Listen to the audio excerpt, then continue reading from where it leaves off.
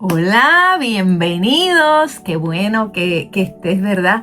Junto con nosotros aquí en este episodio número 56. ¡Oh, yeah! Nuestra misión en este año, ¿verdad? Completar y leer las escrituras. Y qué bueno que tú estés compartiendo conmigo este challenge, este reto, que además de que es un regalo para Dios, también es un regalo para nosotros porque aprendemos a amarlo más. Conocemos un poquito más de sus escrituras, de su historia y nos vamos nutriendo, ¿verdad? De esa palabra que necesitamos para llevar ese mensaje y seguir evangelizando, ¿verdad? La palabra de Dios. Así que estamos ready. Empezamos ya con el episodio número 56 de la Biblia en un año. Y bueno, ya terminamos con Levítico ayer. Hoy vamos a estar comenzando con Números del Antiguo Testamento. Así que busquen tu Biblia, Números 1 y comenzamos. Primero que todo, ¿verdad? Vamos a invocar al Espíritu Santo. Señor, Espíritu Santo, ven. Espíritu Santo, ven. Llega aquí a nosotros. Quédate con nosotros. Hazte presente en este episodio número 56, de manera que podamos escuchar tu palabra y podamos entenderla, para que podamos llevarla a otros y comprender cuán grande fue y es y sigue siendo el amor de Dios para cada uno de nosotros. Espíritu Santo, ven. Espíritu Santo, ven. Ahora sí que estamos ready. Números 1. El Señor habló a Moisés en el desierto del Sinaí, en la tienda de la reunión, el día 1 del mes segundo, en el año segundo de su salida de la tierra de Egipto, y les dijo: hagan un censo de toda la comunidad de los hijos de Israel, tengan en cuenta sus linajes y sus familias, cuenten uno por uno los nombres de todos los varones.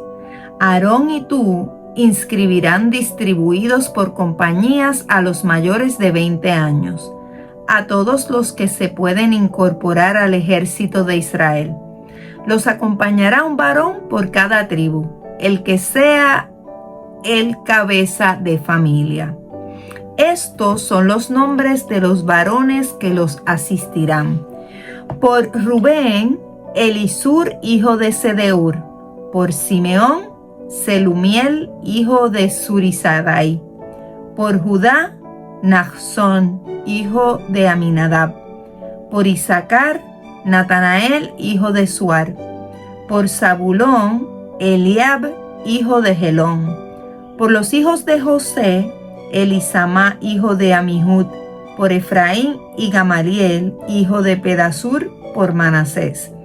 Por Benjamín, Abidán, hijo de Guidoni. Por Dan, Ahieser, hijo de Amisadai. Por Aser, Paguiel, hijo de Ocram. Por Gad, Eliasaf, hijo de Deuel. Por Neftalí, Ahirá, hijo de Enán. Estos fueron los convocados de entre la comunidad, los príncipes de las tribus patriarcales, los capitanes de las milicias de Israel. Moisés y Aarón tomaron estos hombres que habían sido designados uno a uno y convocaron a toda la humanidad el día 1 del mes segundo.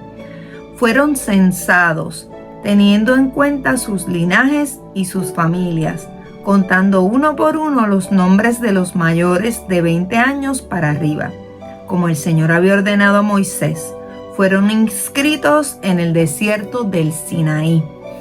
El resultado fue: de los hijos de Rubén, primogénito de Israel, de sus generaciones por sus linajes y familias, contando uno por uno los nombres de los varones mayores de 20 años, de todos los que se podían incorporar al ejército, fueron inscritos a la tribu de Rubén 46,500.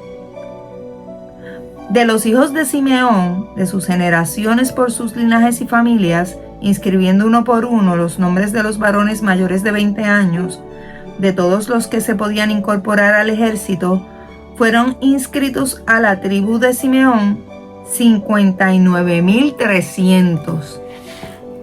De los hijos de Gad, de sus generaciones por sus linajes y familias, contando los nombres de los varones mayores de 20 años, de todos los que se podían incorporar al ejército, fueron inscritos a la tribu de Gad 45,650. De los hijos de Judá, de sus generaciones por sus linajes y familias, contando los nombres de los varones mayores de 20 años, de todos los que se podían incorporar al ejército, fueron inscritos a la tribu de Judá 74,600. De los hijos de Isaacar, de sus generaciones por sus linajes y familias, contando los nombres de los varones mayores de 20 años, de todos los que se podían incorporar al ejército, fueron inscritos a la tribu de Isaacar 54,400. De los hijos de Zabulón, de sus generaciones por sus linajes y familias, contando los nombres de los varones mayores de 20 años de todos los que se podían incorporar al ejército, fueron inscritos a la tribu de Zabulón 57,400. De los hijos de José, de los hijos de Efraín, de sus generaciones por sus linajes y familias, contando los nombres de los varones mayores de 20 años de todos los que se podían incorporar al ejército, fueron inscritos a la tribu de Efraín 40,500. De los hijos de Manasés, de sus generaciones por sus linajes y familias, contando los nombres de los varones mayores de 20 años de todos los que se podían incorporar al ejército, fueron inscritos a la tribu de Manasés 32,200. De los hijos de Benjamín, de sus generaciones por sus linajes y familias, contando los nombres de los varones mayores de 20 años de todos los que se podían incorporar al ejército, fueron inscritos a la tribu de Benjamín 35,400. De los hijos de Dan, de sus generaciones por sus linajes y familias, contando los nombres de los varones mayores de 20 años, de todos los que se podían incorporar al ejército, fueron inscritos a la tribu de Dan 62,700. De los hijos de Aser, de sus generaciones por sus linajes y familias, contando los nombres de los varones mayores de 20 años, de todos los que se podían incorporar al ejército, fueron inscritos a la tribu de Aser 41,500. De los hijos de Neftalí, de sus generaciones por sus linajes y familias, contando los nombres de los varones mayores de 20 años, de todos los que se podían incorporar al ejército, fueron inscritos a la tribu de Neftalí 53,400. Estos fueron los que inscribieron Moisés y Aarón, con los príncipes de Israel, 12 hombres, uno por cada casa patriarcal. Fueron inscritos por sus familias todos los hijos de Israel mayores de 20 años, todos los que se podían incorporar al ejército en Israel. Y el número de los inscritos fue de 603,550.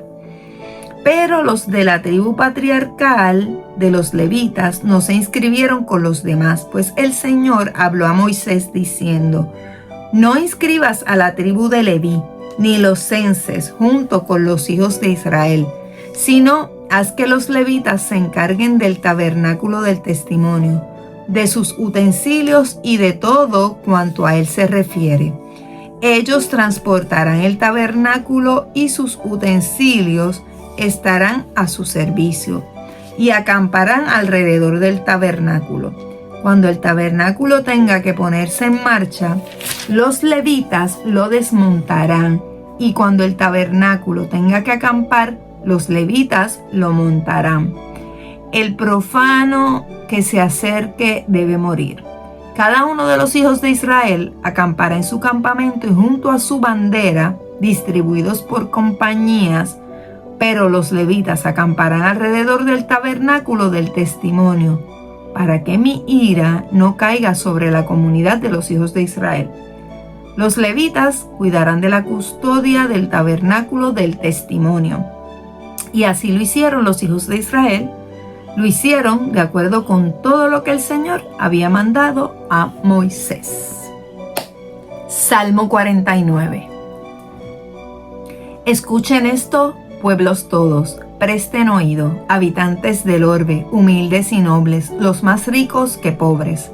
Mi boca dirá palabras sabias y los pensamientos de mi corazón sensatas. Prestaré oído al proverbio, explicaré mi enigma con la cítara. ¿Por qué de temer los días de desgracia cuando me rodea la iniquidad de los traidores que confiesan en su fuerza y se jactan de su mucha riqueza? Nadie puede redimirse a sí mismo ni pagar a Dios su rescate.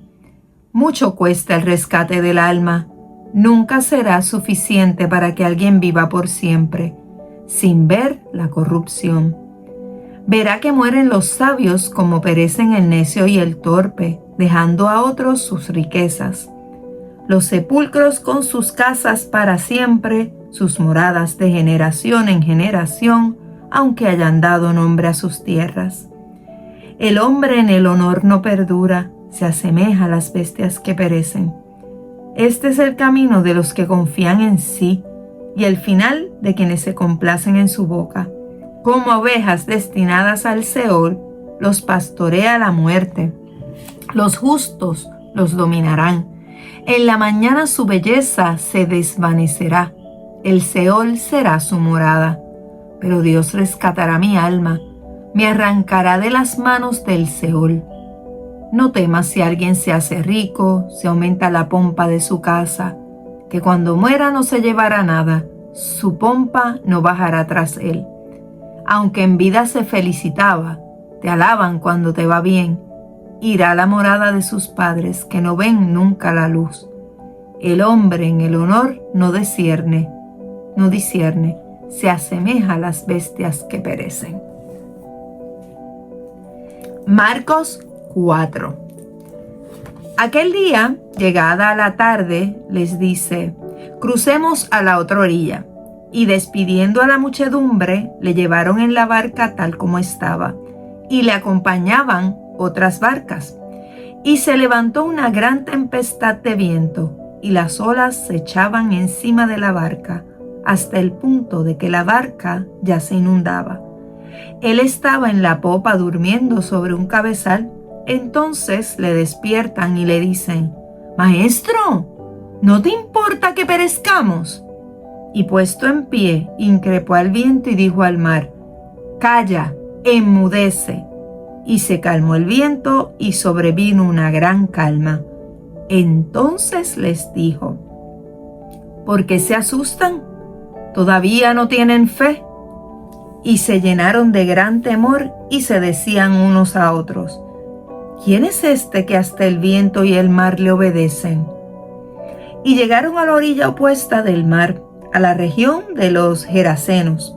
Apenas salir de la barca, vino a su encuentro desde los sepulcros un hombre poseído por un espíritu impuro, que vivía en los sepulcros y nadie podía tenerlo sujeto ni siquiera con cadenas, porque había estado muchas veces atado con grilletes y cadenas, y había roto las cadenas y deshecho los grilletes, y nadie podía dominarlo.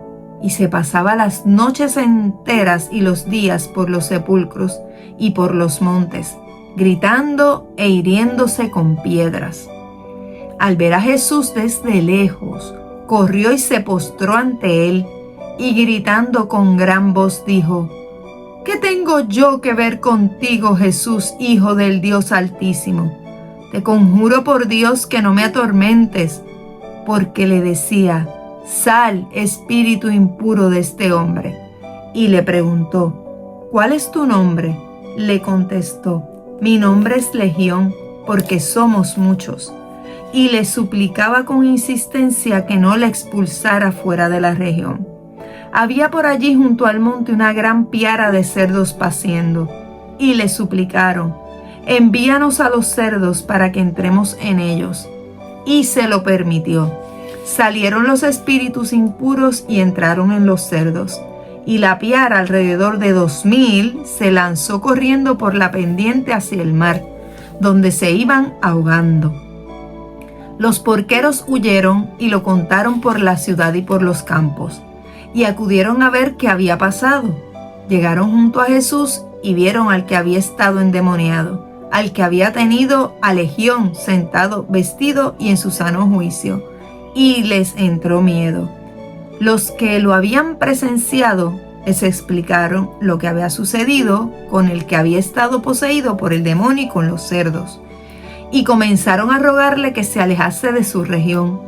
En cuanto él subió a la barca, el que había estado endemoniado le suplicaba quedarse con él, pero no lo admitió, sino que le dijo: «Vete a tu casa con los tuyos y anúnciales las grandes cosas que el Señor ha hecho contigo y cómo ha tenido misericordia de ti». Se fue y comenzó a proclamar en la Decápolis lo que Jesús había hecho con él, y todos se admiraban. ¡Wow!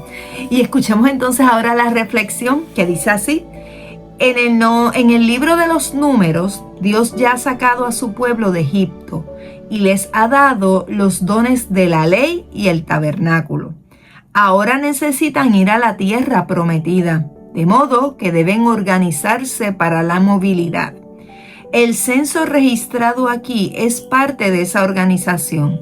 Según la tradición judía, también alude a la preocupación de Dios por el último miembro de su pueblo. Pero la numeración tribu por tribu termina con una peculiaridad. Los levitas no están numerados con los demás. ¿Por qué no? Los censos se utilizaban a menudo para evaluar la capacidad militar y con propósitos impositivos, pero a los levitas se les confía algo que sobrepasa tales cálculos humanos: el tabernáculo, donde el Señor está presente en medio de Israel. Dios, no el ingenio humano, guiará a su pueblo. Este aspecto también aparece en diferentes formas en el Salmo y Evangelio de hoy. El plan financiero es prudente, pero las Escrituras a menudo advierten contra la confianza en la riqueza. Solo Dios proporciona seguridad verdadera. Solo Dios proporciona seguridad verdadera. En Marcos, Jesús reprende a los discípulos por su temor comprensible de la tormenta. Aún no se han dado plena cuenta de quién se encuentra entre ellos: el poderoso, que tiene poder sobre el caos y sobre los espíritus malignos. ¿Confías en que con Cristo en el centro de tu vida no tienes que temer los días de desgracia? Eso es una gran pregunta, porque decimos tener fe, pero ¿realmente tendremos fe? ¿Nos entregamos completo a Dios y en nuestras situaciones se las entregamos y les decimos: Señor, toma control de ellas, y confiamos? Vamos a quedarnos con esa pregunta y reflexionemos sobre ella. Te veo mañana. Chao.